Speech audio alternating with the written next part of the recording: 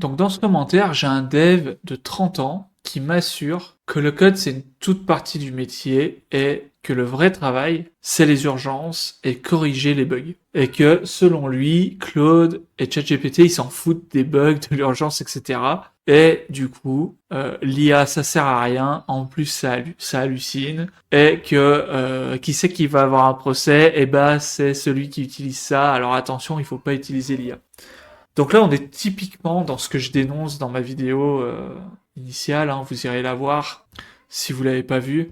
Mais l'erreur ici, c'est de penser que un humain serait plus apte à corriger un bug urgent qu'une IA.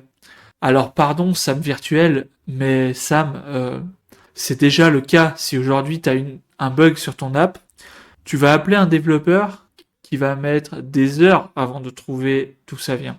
Demande à Claude Code, tu lui envoies le code d'erreur, 5 minutes après, tout est réparé. Et il faut ne pas connaître la technologie pour avoir un doute là-dessus. Parce que l'IA ne vit pas à la même échelle de temps que nous. Claude Code peut te balancer des dizaines d'agents dans différents dossiers, investiguer, lire des dizaines de milliers de fichiers de lignes à la minute, qu'un humain que ton humain n'aura pas fini de lire le message d'erreur.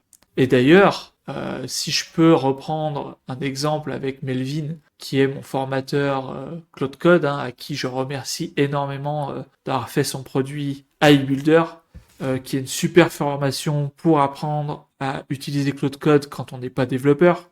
Melvin, dans sa dernière vidéo, nous dit que quand on lui envoie un bug, quand il reçoit une notification qu'il y a un bug sur une de ses apps, il envoie le message à OpenClaw via Telegram, donc un agent IA, qui va faire appel à Claude Code et qui va résoudre le bug et qui va push directement la solution. Donc c'est-à-dire que Melvin, il explique dans ses vidéos que sans être devant son ordinateur, juste en parlant à son agent, il résout des bugs et que l'agent remet en autonomie en production. Donc en fait, c'est déjà le cas Sam virtuel. Il y a déjà des développeurs qui résolvent leurs bugs avec l'IA. Et donc ton commentaire illustre vraiment l'erreur que les devs font depuis 2026, et pas depuis 2026, mais les bugs, je suis désolé, il est tard, mais que plus on est resté développeur, moins on a utilisé l'IA, et plus on aura tendance à s'arc-bouter vis-à-vis de cette vérité qui est que si tu as un bug, Claude Code te le réglera en 30 secondes, et un dev, aussi bon soit-il, vit à une autre échelle de temps, et il lui faudra 30 minutes.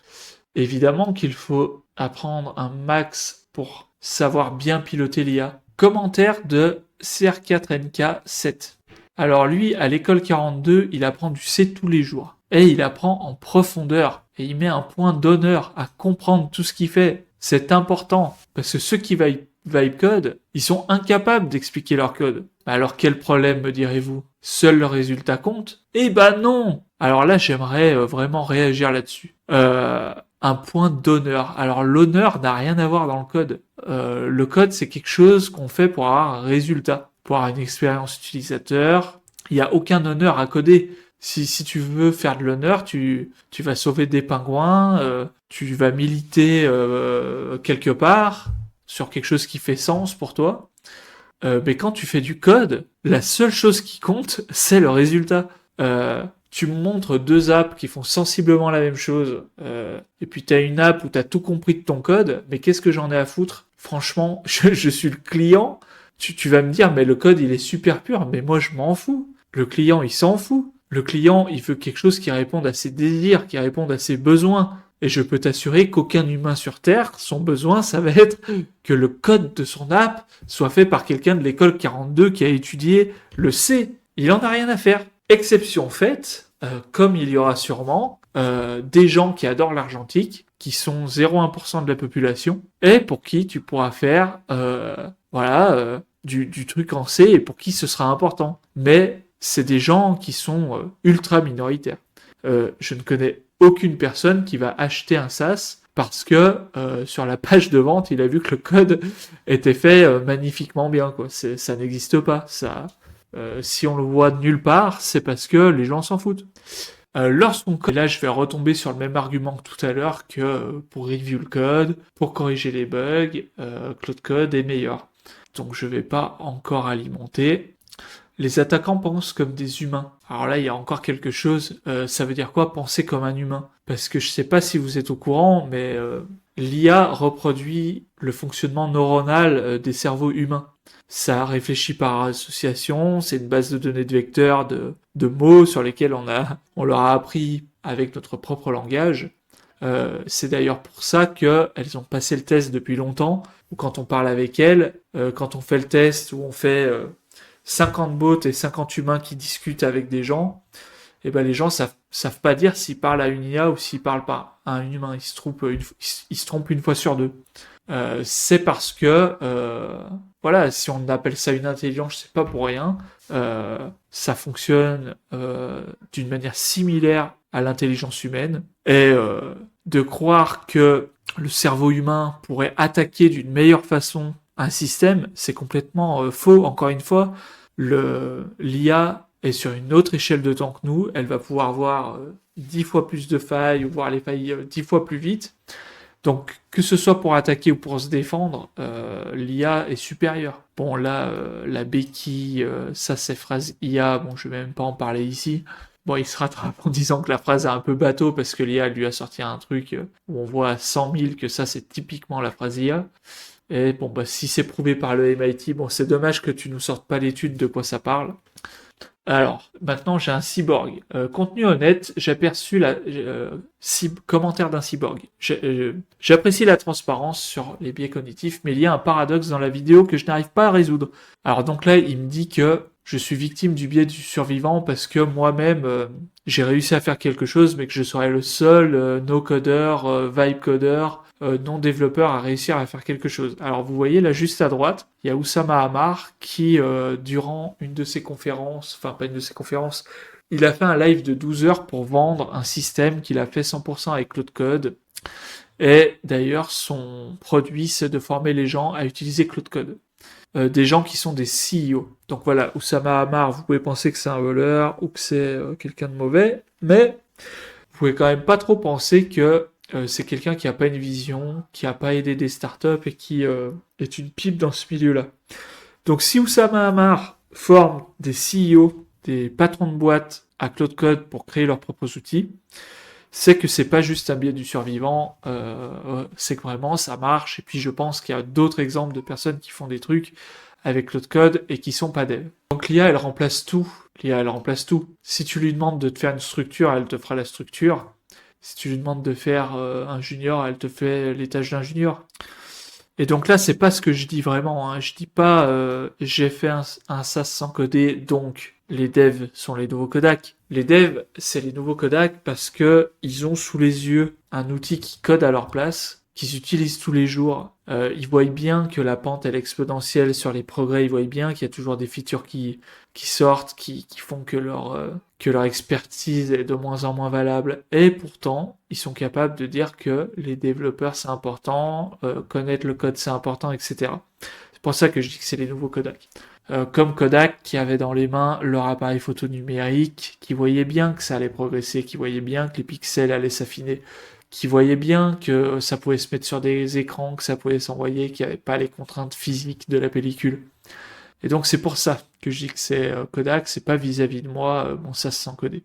Alors là, super commentaire, je suis à 100% d'accord avec toi. On est en train de devenir dépendant de Claude Code. Moi là, ce matin, Claude Code marchait pas. Bah j'ai rien fait de la matinée, tout simplement. Et exactement comme tu le dis, il y a des modèles open source qui arrivent.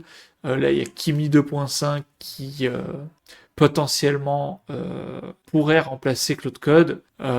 Mais oui, c'est vrai qu'on devient dépendant à cet outil et c'est un problème. Je suis complètement d'accord avec toi. Bénévole, art malicios. Bon, alors toi, je comprends rien ce que tu veux dire. Déjà, le métaverse, ça a pas marché, donc ça peut pas être comparé à Kodak ni à l'IA. Et puis même la suite, j'ai un peu du mal à comprendre ce que tu veux dire, là où tu veux en venir. Alors là, on a un commentaire intéressant auquel j'ai déjà répondu, et le point de vue se défend. Il me dit Kodak, certes, ils ont fait faillite, mais pour mieux renaître de ses cendres, parce qu'aujourd'hui, ils sont leaders de l'argentique. Alors moi, c'est un point de vue que je comprends parce que j'aime bien les belles choses, j'aime bien l'artistique, j'aime bien l'argentique. Mais qu'on soit clair, quand on lance une entreprise, le but de l'entreprise, c'est de faire de l'argent, c'est de faire du bénéfice, qu'on le veuille ou non. Ce qui fait qu'une entreprise vit ou meurt, c'est sa capacité à dégager des bénéfices. Et dans cette mission-là, Kodak a échoué.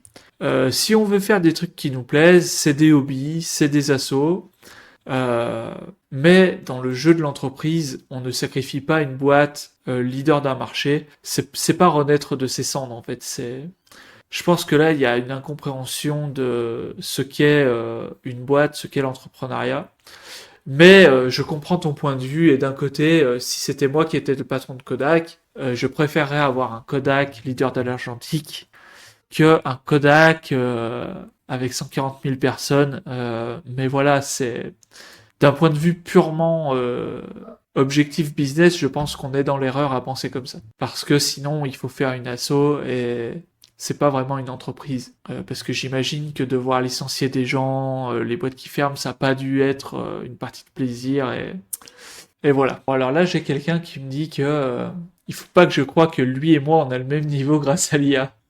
Alors moi, voilà, Max la menace. Je te propose qu'on se fasse un live, que tu me montres tes applis, ou qu'on se fasse un défi. Voilà, on part sur un projet à développer, ou qu'on regarde nos projets où ils en sont, ou qu'on se dise, bah voilà, moi je débute, ça fait que 2 mois. Donc on se dit, dans un an, on regarde, on se fait un bilan, on se donne rendez-vous dans 10 ans ou dans 10 mois, et on voit qui en est où avec ses projets. Moi je demande à voir. Là, ce commentaire super intéressant de Goldfish. En gros, il explique que il y aura toujours besoin d'humains parce que là, même pour les appareils photo numériques pixels, eh ben, on se bat pour leur donner un rendu argentique, un rendu ancien pellicule. Et ça, c'est vrai que je pense que l'IA serait assez incapable de comprendre pourquoi on veut pas que les images soient nettes, pourquoi on veut que ça reproduise la nostalgie, parce que objectivement, il n'y a aucune raison. Et si on est dans un monde où l'humain est au service, pardon, les IA sont au service de l'humain, je suis assez d'accord pour dire que bah voilà, les artisans, les trucs imparfaits, les trucs où la de l'âme, ils ont toujours plus d'avenir. Et, et les humains auront toujours envie d'avoir de l'humain, je pense, en face pour la connexion. Ça, c'est peut-être le truc que l'IA aura le plus de mal à faire. Euh, et encore, voilà, ça se débat, mais voilà, ce commentaire, je le comprends tout à fait. Alors là, sur ce commentaire, on nous explique que bon, c'est quelqu'un qui développe depuis 20 ans et qui se marre parce qu'il dit bah si je te dis de refaire Photoshop avec 100% des vitures de l'app originale de A à Z, bah crois-moi, les vibe codeurs du dimanche, vous allez rien faire du tout. Et ça, j'ai l'impression de revoir une conversation que j'ai eue avec un ami graphiste qui me disait non mais Midjourney, l'IA ça marchera jamais pour faire des images, regarde ils ont 6 doigts et ça marchera jamais. Mais en fait ce qu'il faut comprendre c'est qu'on est au début, ça a que quelques années l'IA et il faut voir à la vitesse à laquelle ça évolue. C'était évident que les Midjourney n'allaient pas garder des mains à 6 doigts. C'était évident que d'autres acteurs allaient se mettre dedans. Là, il y a Gemini avec Nano Banana Pro. Je suis désolé, Nano Banana Pro, on sait plus faire la différence entre une image qui est vraie et une image qui est fausse. Et ce même ami graphiste qui bosse pour AMD, hier encore, on est allé au théâtre ensemble, il m'a dit, Gemini, je lui ai demandé d'enlever des composants d'une carte graphique et il m'a fait le dessous. Ça m'aurait pris une journée de travail et j'aurais pas fait si bien. Eh ben, il faut se rendre à l'évidence. À la vitesse où ça va, c'est pas dit que dans un an ou deux, n'importe qui puisse pas refaire Photoshop à l'identique, juste en un prompt. C'est pas impossible. Et c'est même hyper probable et je vois pas comment ça n'arrivera pas. Je vois pas un monde où ça n'arrivera pas. En quelques mois, je le redis, on est passé de 200 000 à 1 million de tokens. Le modèle a progressé. En plus, on a optimisé les tokens parce que maintenant, il y a des agents IA. Franchement, ça va à une vitesse. C'est assez drôle d'avoir un manque de vision. Enfin, c'est les biais cognitifs. Donc là, porte-parole, il dit un truc intéressant, mais en fait, ce qu'il faut comprendre, c'est que plus personne va avoir envie de mettre les mains dans le code. Parce qu'en fait, le jour en imprompt, tu diras fais-moi Photoshop, mais qui va avoir envie d'aller mettre les mains dans le code? C'est ça qu'il faut comprendre. C'est que le code, c'est mort. Alors donc là, il y a une question, enfin un commentaire de Stella, avec qui on avait déjà échangé avant parce qu'on est tous les deux dans la communauté de Melvin, donc mon formateur à qui j'ai acheté la formation. Bon, et donc j'avais déjà répondu, donc je vais aller voir ma réponse. Et en gros, je dis rien de nouveau par rapport à ce que j'ai dit avant. Je parle d'un truc qui s'appelle Paperclip, je sais pas si vous avez vu ça, mais c'est un outil qui permet de faire communiquer ses agents entre eux. Et en gros, un peu comme l'usine à trombone, si vous connaissez ce concept, vous donnez un objectif et l'IA se débrouille pour atteindre cet objectif. Donc vous n'avez plus qu'à constituer une équipe. Et donc là, on arrive un peu avec des vraies méthodes techniques pour pour arriver à avoir un Photoshop en imprompt. En gros, l'idée c'est que qu'est-ce qu'il faut comme professionnel pour refaire un Photoshop? Vous constituez votre équipe et puis vous donnez à l'agent qui dirige ça, vous donnez l'instruction et hop, l'équipe va se débrouiller pour refaire un Photoshop. Donc là, on est aux prémices, mais je vois pas pourquoi ça n'arriverait pas. Ah, donc là, je vais pouvoir répondre, parce que ça, je n'y avais pas vu encore. Alors là, je pense qu'il y a une petite confusion. Je dis pas que le CTO d'une boîte doit être un total débutant. Je pense qu'à l'avenir, ça n'existera plus, en fait, les CTO. Parce que la technique aura une abstraction totale. Elle sera invisible pour nous, en fait. La technique, ça n'existera plus. Et là, pour ce paragraphe, je suis d'accord, ça donne pas la bonne archi pour l'instant. Mais en fait, c'est un processus itératif, l'IA, comme il y a eu un commentaire qui l'a dit tout à l'heure. Et à l'avenir, je pense que là, on a déjà des prompts qui nous automatisent les tests, etc. Il y a déjà le MCP de Chrome qui permet d'aller voir le rendu, etc. Je suis intimement persuadé que dans les mois qui vont arriver, tout ça va pouvoir être fait plus ou moins automatiquement, ça va s'accélérer. Et les bonnes archives vont arriver de manière naturelle, par itération. Et ce sera transparent pour nous parce que on n'aura pas vu qu'il y aura eu plusieurs itérations. D'ailleurs, si on avait des Cloud Max à 10 000 euros, je pense que ce serait déjà possible en fait. C'est-à-dire que plutôt que de lui donner une puissance de calcul qui nous va bien pour coder parce que on arrive à aller à cette vitesse, si Claude Code va à une vitesse telle pour faire des nouvelles features, je pense que eux en interne ils ont des Claude qui vont 10 fois plus vite, qui font des trucs 10 fois meilleurs parce qu'ils consomment plus de tokens et que fatalement ça donne des meilleures réponses. Et quelque part tout ça va être démocratisé. Et nous aussi, on aura des choses qui donneront des meilleurs résultats du premier coup. Et donc voilà, tout ça, je pense, c'est des problèmes temporaires. C'est un peu comme la question des doigts. À mon avis, on n'est pas trop loin d'avoir quelque chose qui est utilisable par des non-devs sans passer par les commandes de dev que Melvinx nous a offert, sans passer par les boilerplates comme Node.js que Melvinx nous a offert. À mon avis, ça va disparaître au fur et à mesure des mises à jour de Cloud Code et puis des nouveaux intervenants. Bon, alors là, j'ai une sorte de blague qui dit qu'il y a beaucoup de gens qui disent qu'ils sont des devs, mais qui sont pas vraiment des devs. C'est vrai que, est-ce que moi je suis dev ou pas dev? Parce que je connais quand même des trucs. Raoul, bon point, c'est vrai que les IA, pour le pourquoi, elles sont pas très fortes. Pour l'instant, elles sont pas très fortes. Et il faut quand même leur dire ce qu'on veut. Mais après, est-ce qu'on veut vraiment que les IA travaillent sur le pourquoi? Je pense que l'IA, elle doit être à notre service. Mais quoique, si tu essayes de leur donner la main sur le pourquoi, elle te donne des bonnes idées de brainstorming. Et sur ton dernier point, moi ce que j'en pense, c'est qu'à court terme, moyen terme, les SaaS vont encore exister, parce que c'est quand même... les agences, c'est bien, ça peut te donner les infos au bon endroit au bon moment, mais quand t'as un planning, moi j'aime bien avoir un calendrier avec tout sous les yeux. C'est chiant, un agent qui te dit tes dates, etc. Il y a des cas d'usage, un Gantt, un Kanban, un planning. Ça reste utile, même à l'ère des agents IA qui vont pouvoir tout nous donner les réponses dans nos téléphones. Donc je pense que pour cette raison et d'autres raisons que j'ai pas à l'esprit, les SaaS ont encore de l'avenir devant eux. Voilà, on est arrivé au bout des questions. Alors si j'ai fait cette vidéo, c'est pas parce que je vais me faire détester de tous les développeurs, mais c'est vraiment parce que je suis frustré de voir des gens brillants. Il y a des génies qui faisaient du code, et c'est toujours des génies.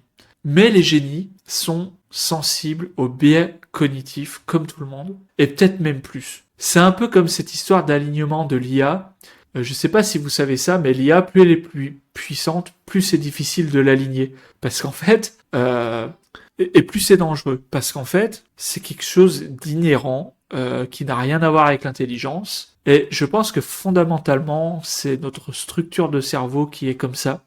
Et les gens qui sont brillants en maths, qui sont brillants dans le code, qui étaient des génies, ils peuvent se faire piéger et ne pas avoir cette vision de se dire que cette zone de génie, elle va être foutue à la poubelle s'ils pivotent pas assez tôt. Et moi, c'est la seule raison pourquoi je fais cette vidéo. Moi, je m'en fous si le mec de l'école 42 veut faire du C toute la journée, mais fais du C, fais-toi plaisir. Mais si jamais ce mec-là, c'est un génie qui pourrait performer, faire un sas de dingue, parce qu'il laisserait Claude Code et mettre son super cerveau à essayer d'aller voir des clients, à essayer de comprendre le besoin, à essayer de faire des trucs innovants, et ben ça me fait mal de se dire que ce mec-là, il va être un mec frustré, qui va être aigri parce que d'autres gens plus bêtes que lui vont faire des trucs. Et franchement, c'est vraiment la seule raison. Moi, je m'en fous. J'ai la chance d'être brillant dans aucun domaine particulier. Je suis quelqu'un qui touche un peu à tout, un peu de partout. Et, et j'ai l'impression que par chance, l'IA, du coup, me rend plus puissante dans chacune de ses branches. Mais vraiment, si vous êtes excellent dans le code, s'il vous plaît, essayez de comprendre que il est temps de mettre votre cerveau dans d'autres compétences.